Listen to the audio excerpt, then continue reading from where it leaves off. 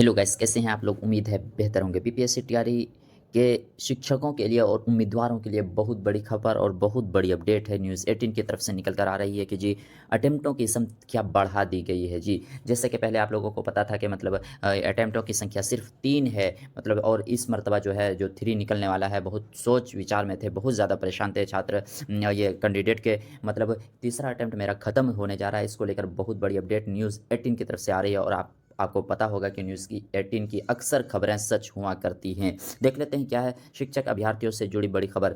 अब 3 बार की जगह 5 बार मिलेगा परीक्षा देने का अवसर। बहुत बड़ी अपडेट जी।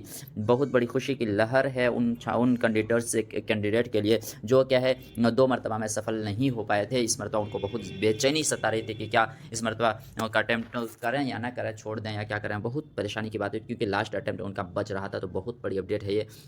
देखें क्या है, बीपीएससी शिक्षक बहाली की अधिकतम 5 बार बैठ सकेंगे अभ्यर्थी। मौका गंवाने का सभी को सता रहा था डर।